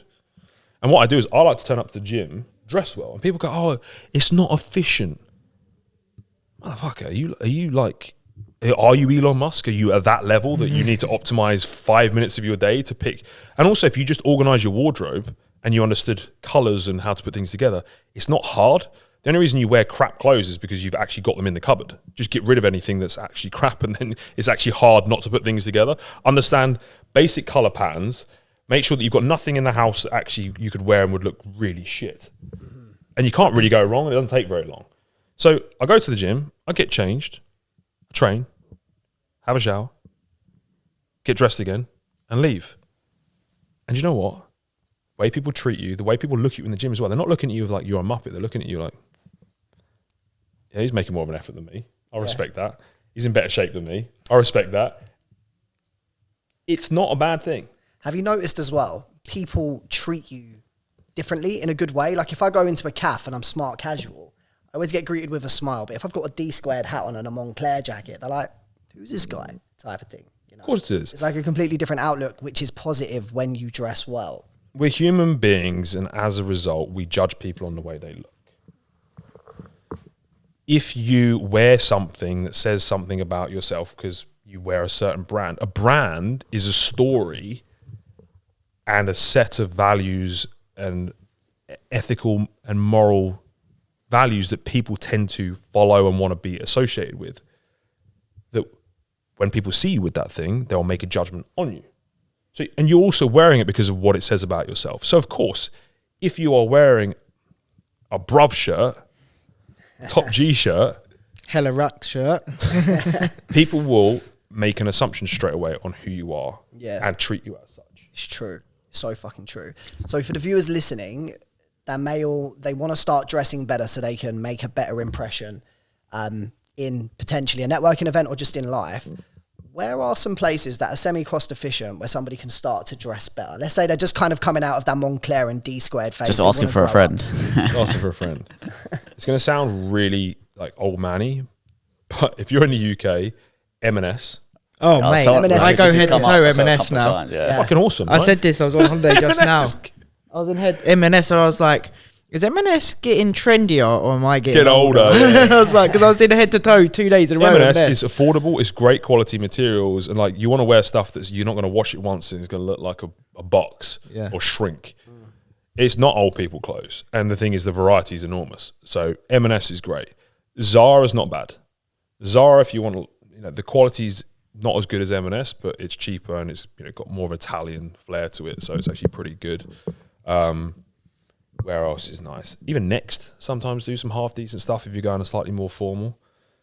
But then you can go like Ralph Lauren Polo, for example. Like their stuff's actually affordable. It's timeless as well. Timeless, right? So I love Ralph Lauren. Because I don't know if people know this, but Ralph Lauren Polo and Ralph Lauren are actually two different. They're under the same brand, but one's the high end and one's the cheaper one. The one with the little horse on is the Ralph Lauren Polo. You can go and get a polo top for like 70, 80 quid. You go to Ralph Lauren, it's like cashmere. You're paying like 1,500 quid for a sweater kind of thing. That's very different. But Ralph Lauren Polo, it's pretty good. So you can also buy brands like, I think I haven't got a belt on, but I wear like a Ralph Lauren belt, for example, because I wanted to get away from the real designery brands, because I think, as you said, timeless is when you're not having to label yourself with something. And you can say what you want about yourself without actually putting it on your forehead. That's the beautiful thing about class, is that you can sell to people what it is that you want without having to actually shout at them. It's like, how do you say something without saying it? I don't need to actually label myself with that thing to actually say something about myself. I think that's important. That's the ability to dress well. I completely agree. I feel like as well, if you wear a suit that might not even be that expensive, but if it fits well, you still look like $1 million. Look, what you can do is you can go to a stand. You got M&S again, right? They do some great suits. Now it's not going to fit perfectly unless you're very lucky and you get it off the shelf, but it's still not going to fit you perfectly. There is so many high street till to this day tailors that they'll just make small adjustments. They'll put it in the waist side. They'll cap the shoulders off a little bit more. They'll tighten it up, and all of a sudden you can take a £150 suit and make it look absolutely banging for maybe another 50, 60 quid. That's what I would do if you can't afford a tailored suit. Or do what I do now, go out to Eastern Europe and you can get a full tailored suit for €800, €1,000. Like Loro Piana material. Nuts. That's the other thing as well. If you've got some, ingenuity to you, don't need to go to Loro Piana, which is one of my favorite brands. But if you know a tailor, you can get Loro Piana fabric. You can get Loro Piana cashmere. You can get Loro Piana suit material. Go to a tailor and they'll make the pieces to your body at a fraction of the cost of going into Loro. I've researched Loro Piana. I heard somebody talk about, I think it was Tristan Tate. He said the way the fabric feels is just so unique and different and elegant. There's nothing that compares. No. And the thing is, though, if you don't want to pay the price tag of them, and I'd always rather tailor, I always rather one of one. I'd always rather fit my body because I just prefer that. Get a good tailor. Just get a good tailor. Take the fabric. 10th of the cost. Guys, a quick pause from the podcast. So for those that have been listening for a while, you'll know that I have a design and build company. I started as an apprentice electrician. I built up this multi-7-figure business in the last 6 years. And now I've managed to progress to also do my own property developments.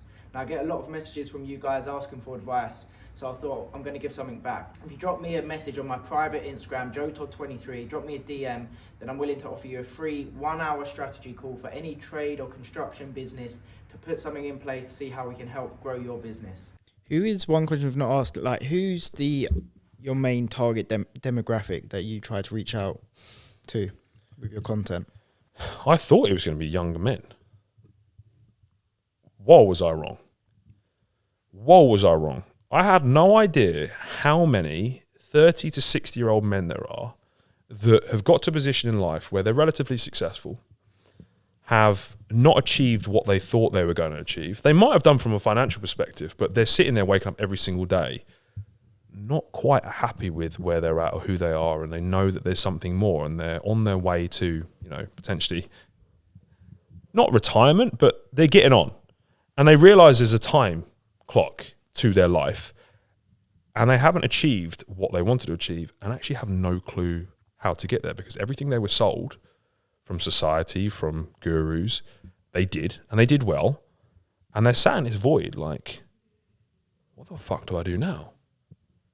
Then my content's coming along and saying, well, actually, you can have a family, you can have your health, you can have your physique, you can have kids, you can respect women, have one wife, you can have a tremendous amount of money and still be fully fulfilled, and there's a better way of playing the game. They're reaching out to me. They're saying, Elliot, how have you done that? Because we were told that you have to be ruthless, you have to walk all over everybody, you kind of have to just focus fully on yourself. But you seem to have done it differently, and you've done something that we've not seen anyone else do. And you're at an age now where we can respect you enough because you're not one of these young kids that are preaching. It's like, well, actually, you've been doing this for quite a while. You've got kids and you can empathize with us. How? And I'm finding that demographic is probably the most unheard demographic, because if you're a 40-year-old man and you've got, your mortgage paid off, you're driving around in a nice M4, you're pretty well set, and you're feeling a bit depressed, and you go to the pub or you chat to a family friend who's on the breadline, a bit hand to mouth, and you go, fucking hell, mate, not feeling great. He goes, what the fuck have you got to worry about? Yeah. Got your nice house, your good job, and your fucking M4. They're going to tell you to go do one. Just because you make materialistic wealth doesn't mean you're any happier than someone else. And these people feel scared, and they don't have an outlet or someone to speak to that won't judge them on the fact that they're quote unquote successful. But that's a huge problem right now, because there's a lot of people that are at that point and they're just like, shit. So what goes on in your community? Well, a lot of that. So helping people realize that, as we spoke about, you can re-find yourself. You can start working on those other things. You can form better relationships. You can start developing a more positive outlook and actually start working on those other pillars that you neglected for so long on the pursuit of wealth. I know you guys talk about that as well. It's more than just the money. Money is a tool. It's a catalyst. And the great thing is about money is, if you have those other things on point, money just fucking fuels it. It's like the best thing ever, right? If you're going to, right? If you have your family and you're like retiring your mum and you're supporting your kids and everything's going, money is the best thing since sliced bread. But if money was the thing that you associated with the loss of relationships, the fact that your wife tried to take you for all of you did a divorce and took all of your money, and they were only after you for that in the first place, and you ended up depressed because you retired and you lost your purpose. Oh, money's to blame. No, it was your association to money and what you allowed it to do to you and how you used it that was the problem. An analogy I like to give is, say for example, you were a really successful entrepreneur and you're a ruthless motherfucker and you've driven away everyone else in your life. You kind of stopped speaking to your parents. Your girlfriend left you because you were working so much and you didn't really have any friends, but you went to go and buy a Ferrari, okay? And you're on your way there, you pick it up, they do the unveiling, and you're there on your own. You're happy because you got a Ferrari. You drive it around a bit and you go home and you look it out in the driveway. You may take a photo and you put it up on Instagram. Great. Feels a bit lost and empty. But on the other side, you're a really successful entrepreneur, but you've got a great company culture. Your parents are really proud of you. You got a girlfriend or a wife, and you all go there with your mates to go pick this thing up, and everyone's fucking excited, and they're all there giving you a hug, and they're really impressed with your success. How good does money feel then? Oh, it's the best thing in the world. Same scenario, same amount of money, different pillars being focused on. And money wasn't the problem. It was just the catalyst for one situation or another. You can use it as an amplifier, but get the other things on point. Otherwise, it can be used to your destruction. It's an interesting outlook on it. I think there's also so many people that I guess never really get money. I don't know, because they have a negative outlook on money from day one, it seems. Not day one being born, but just from, in terms of rich people are evil, money does no good. They have all these pre-connotations of wealthy people, or rich people, or business owners, where they just kind of, I don't know. Do you think that's potentially because people don't believe they could actually achieve success in that area of their life themselves, so they just look to put a negative reason as to why they would never want to achieve that? Or what do you think sometimes that is? Because that's a big part of society, I think. Psychology of humans is such that people will always be positive about people that have things that they want, but they think one day they can achieve. But they'll always be negative about the people who've got things that they know they've got no hope to get. And as a result, the negativity and the shit they give you for that is purely coming from a place of knowing they're never going to have it. And that's an insecurity within themselves. And that's why you get negative comments on social media. 9 times out of 10 is because they see things in you they want that they know they can never have. But the reason most of the time they can probably never have it is because they've got that mindset. Exactly that. Do you think you can break that mindset, or do you think some people are just so far in a negative perpetual state that there's no going back? I never say never, and I think some people would take more work than others, and the problem is they're never going to put themselves in a position where they're liked enough or have enough value to give where someone's going to take that time and effort to get them to that point. So I think it's not that they can't, it's the fact that they're never going to give it themselves. Yeah, well, the people around them will be the wrong type of people, you know. Of course. So the whole thing will be a negative cycle, and they'll always leave themselves in that state. Whereas if people become aware of it early enough, and they can actually be man enough to turn around and take accountability for who they are and start introspectively looking at themselves and saying, maybe these things in my life happen because of me, not because I'm a victim. I am accountable for everything. I deserve it to be exactly where I am in life because of the actions I took, not because of some external influence. Then they can change.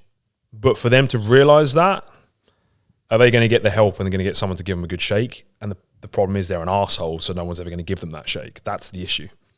And then all of their bitterness and negativity comes out, pushing the people away that could help them, and end up around people that ultimately help fuel that same insecurity. Because as a collective, if they are all together feeling like victims and blaming the rest of the world for their lack of performance, lack of success, they can feel maybe slightly more comfortable with that.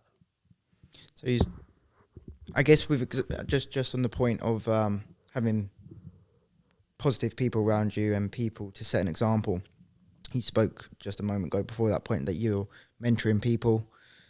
Have you had mentors and coaches in your life, and have they been paid or just people within your network if you have had those? I've had both. So at this point now in my life, I will just pay people to get me to where I want to be as fast as humanly possible. Like not even just mentors. If I've got skills in my business that I need, I'll just pay whoever knows how to do it and bring them into the team and pay them whatever they need to show me how to get there. It's the best thing. It's the best hack ever.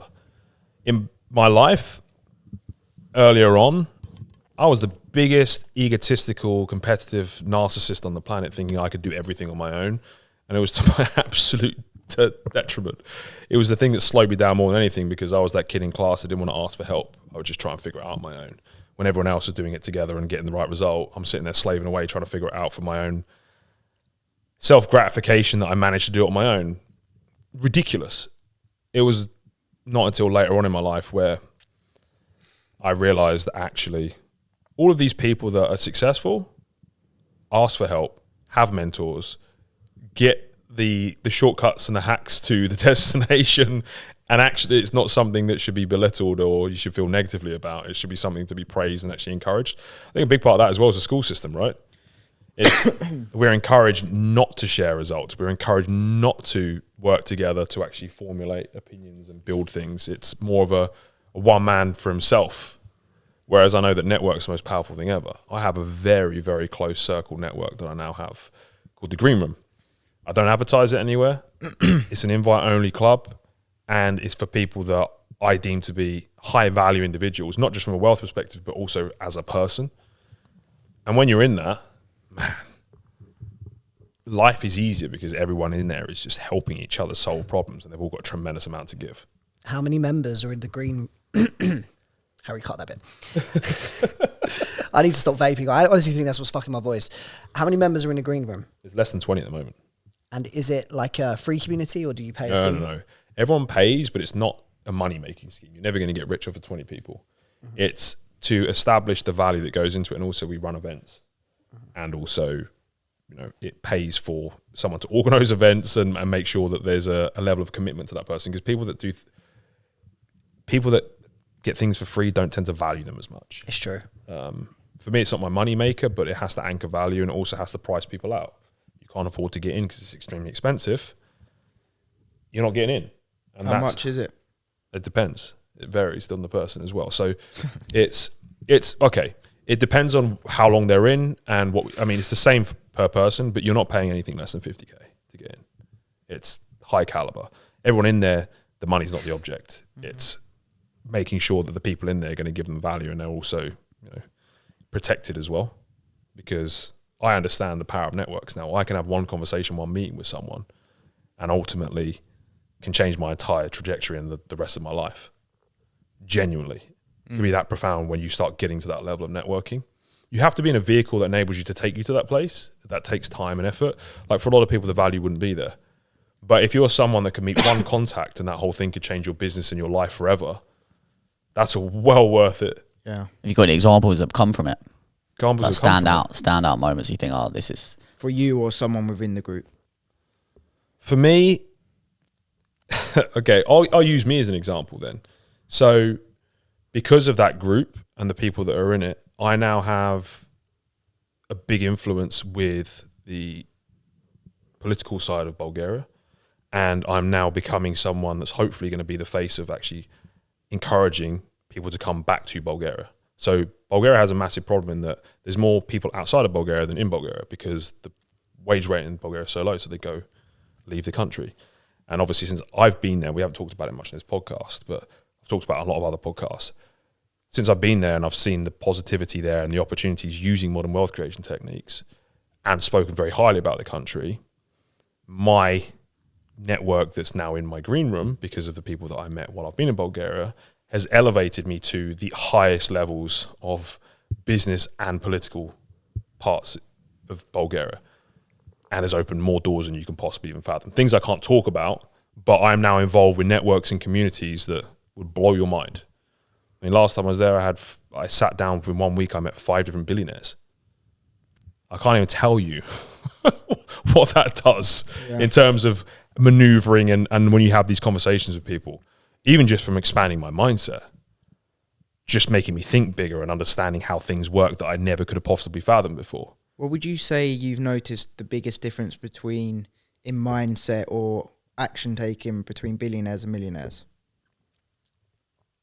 From what you've seen personally and you've picked up on. There is zero emotional attachment to money and they look for massive leverage. So a billionaire doesn't look at making money. He looks at the high leverage opportunity that's going to create tremendous impact. Try and give you an example. So they will spend all of their time trying to create a network or relationship with someone in a political party so they can get a regulation change to open up an enormous door so that their infrastructure and businesses can flourish. They have so much capital and assets. They've had to earn their way to that point. And the difference is they now control so much. They're looking at a very different macro perspective of business, whereas a millionaire is much more micro and they're looking at management of businesses and operations. These guys are looking at decisions that will completely change, like potentially the country or the industry. Shift markets. They're looking at massive leverage opportunities and they're not in the nitty gritty. Every single one of them's that way. Every single one of them's that way. They're just talking about it's not even applicable to me because I'm not at that level. I realize to get to that point, you have to earn your way there. It doesn't just happen unless you're born into it. But they are much bigger macro thinkers. They think in decades or even centuries, and they talk about legacy and they talk about generations. Their time frames are longer. The measuring stick they talk about money in is way larger. The denominations they use is just infinitely bigger. Do you think you'll ever become a billionaire? Yeah, 100%. Yeah. I think you have to know how to get there, and it's not because I want to be a billionaire. It's not from the wealth. You be a multimillionaire. Like, I'm very happy with my wealth at the moment, but what it is a tool. And if I want to get into a position I want to do with the UK, I understand that money is a big proponent of that. Now, it's easier for me to get to that point than have someone else have it, me try and utilize their money. So past a certain amount of money, I would say 20, 30 million, you can have ungodly amounts of fun, security, freedom. You don't need anything past that point. You can live off of that very happily. Past that point, there's no utility in money, in my opinion. So when you start talking about billions, you're thinking about a different level of function. It's purely a function at that point, and also the impact it can have. I mean, you think about the amount of good you could do with that kind of money. It's insane. It's a different game entirely. Like, money is thought about completely differently then. So we haven't spoke much on Bulgaria. We did a little bit off camera. Just touched on it there. Why Bulgaria? How did that come about? Why are you now a bit of a celebrity or quite out in Bulgaria for the listeners? Just give a bit of a rewind. Super strange. So I was looking for better ways of moving assets around and actually looking for better levels of employees. And I was told by a friend of mine that Eastern European countries had really good work ethic, they had good company structures, and they're actually quite secure. So I actually got given a contact to a lawyer in Bulgaria, and I thought, you know what, I'm just going to see what it's all about. I went out the first time, and I was like, bloody hell, this country's, I thought, you know, the nicest way possible was going to be kind of very communistic, very Soviet, not really a lot to offer. You know, restaurants would be very subpar, and you're not going to get a great experience. Polar opposite. Sofia is absolutely booming. The economy was great. Family units, kids that were patriotic, really just normal place. I kind of like with the UK I was brought up in. I felt very happy and homely there, and I experienced a tremendous amount of high caliber restaurants and hotels at very cheap prices. I was like, this is great. Like, this is awesome. So started going back more and more.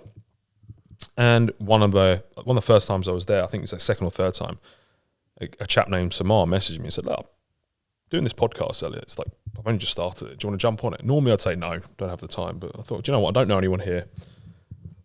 Can't hurt, right? And then I went on the podcast and he said the same thing. Why on earth is there an English guy in Bulgaria? What on earth are you doing here? And I basically said the same thing, talked about the people I'd met and how nice the country is and what it had to offer and all the opportunity here. Bosh. Viral. Things, all of a sudden people started knowing who I was. Instagram started blowing up. Okay. People want to work for me. People start working for me for free. This doesn't normally happen. Okay, got video editors, marketing people. These people work hard. Started going back more and more. Get a place in Bulgaria. Build a team there. Do more podcasts. Start doing a lot more Bulgarian-based content. And the thing is, there's 6 million people, give or take, in Bulgaria. If you have a clip that does 500K in Bulgaria, most people have seen you, right? So before long, I'm everywhere in Bulgaria. And then I'm getting recognized. And then I'm having more networking there. Businesses started to approach me. I became like an influencer for clothing brands and all. It just became nuts. Car companies, like it was just crazy. Yeah. Watch companies want me to buy. It was crazy. And then all of a sudden, it's then elevated further into high levels of business, more political stuff. Can you now start talking on stages? I've done 2 of the biggest entrepreneurial talks on stage there, and I just love it. Absolutely love it. And what I want to use Bulgaria for in a big way is to show the UK what we once had. Because it's one thing telling someone what we've lost, but it's also then showing them what you can have by giving them an example. Say, look, I love UK. I'm sad of what we've lost. Let's bring it back. Look at these guys. Yeah. On the patriotic side, especially. 100%. It's interesting. Yeah, that's so mad, isn't it? Just being famous in some. Man, it's like living a dual life. I get off the plane there and I'm like, warp into this like different reality. You're known by everybody. Doors open for you. Come home. It's no one knows who I am. It's weird. It's bizarre. Yeah, absolutely bizarre. Obviously, now it's getting more notoriety in the UK, so it's starting to change very slowly, but not. It's just so odd, so odd. I can't even explain it. It's kind of cool having the two because you kind of go incognito in the UK, and then you go out there and it's like you can pick and choose what you want, but very weird. So, Elliot, for the viewers listening, how can they find you if they haven't found you already? What's your social media? Put Elliot Wise into anything. It will show come up. The Wise gentleman, I will come up. Yeah. Especially if we're doing my job, if I don't come up, then we're not doing my job properly. So YouTube, TikTok, Instagram, Facebook, there's the Wise Gentleman accounts as well. So there's a lot of content going out. Lovely. And to conclude the podcast, what would be your message to young men to become the best versions of themselves? Just to kind of conclude. What would be my message to young men to become the best versions of themselves? I've been asked this quite a lot, and I'm trying to give a different answer every single time I get it asked. And I want to keep it in context to the conversation that we've had today. And I think that is start looking for the positives of everything that you have in your life. Stop listening to the negatives and try and shut those out. Wake up every single day, and cliche or not, look for the things that you can be grateful for, because the grass is always greener. It's always so easy to sit there and say that this is better than my lot. This person's got something I don't. It's easy. Everyone does it. You're not the only one. The person on the other greener grass is saying the same thing about you. The best thing you can possibly do is start to find the positive things in your life. Start to take pride in who you are, where you live, what you do for a living. And then the positivity will manifest itself into you becoming a better person, which will open ultimately more doors and help you enjoy this bloody journey. Because the worst thing you can possibly have is a life where you spent your entire time looking at the greener grass, hopping from one patch to another and never actually finding the one that you wanted to be on because you were in it in the first place. Do you, be you, and be proud of who you are, and spread that message to as many people as you possibly can. Amazing. Powerful. Appreciate it. Thank you so It's much. been great. Yes. Great conversation. Cheers, boys. Thank you for really having us enjoyed down. that, man. That was fucking good.